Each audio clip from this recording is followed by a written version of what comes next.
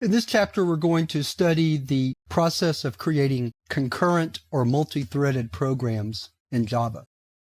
Concurrency is a very complex topic, and we're only going to be able to lightly touch on how to do multi-threaded programming in Java.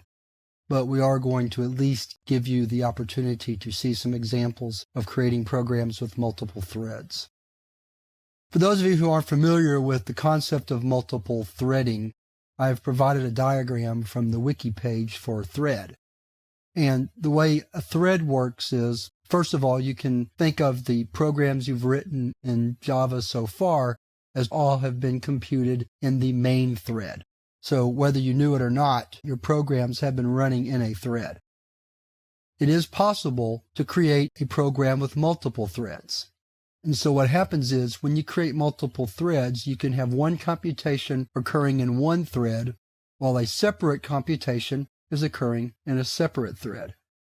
There are lots of examples of programs that would benefit from this, such as chat programs where the chat server establishes communication with a chat client in its own thread, or a graphical user interface program that captures user input into the GUI in one thread and does some sort of numeric or computational process in another thread.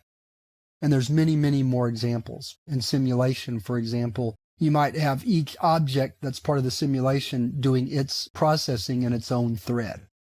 At any rate, in this lesson, we're going to look at just a simple example of how to create a program with multiple threads.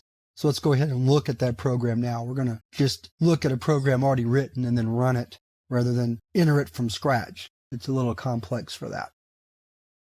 And I should mention that some of the example for this program comes from one of the books I've learned Java programming from. It's titled Java Programming Advanced Topics, written by Wigglesworth and Macmillan. That Macmillan is no relation to me, by the way. So this program is a program called TwoThreads. Notice we've imported java.io.star. What we do is, in the main part of the program, we create a thread. So we have a data type called thread, and that thread is assigned the result of calling the constructor for a class we call user interaction, and you'll see it down below. Then once we've set up the thread, then we call the start method to start the thread. Then we create a second thread called second thread, and we assign it the constructor of another class called compute log. So then we start that thread. After we've started that thread, then we call the join method of the first thread. The join method waits for the thread process to terminate. And then once that thread process is terminated, then we'll go to the second thread, and then we call end to it. And we actually have to cast our thread back to compute log because the end method is part of the compute log class, not part of the thread class. So now let's take a look at our two classes. They're fairly simple to understand. User interaction simply prompts the user to answer a couple of questions. Hello, how are you? What are you doing today? The other class, compute log, simply continually computes the logarithm of the value of I, the current value of I, starting at 1. And we did that because that's a fairly processor-heavy task, and it would lend itself to be operating in another thread. And then this loop runs while a variable stop is false, and so the end method of the compute log class simply assigns true to stop the thread and in essence stop the program. So let's run it. Go back to our command prompt. I've already compiled it, but I'll compile it again.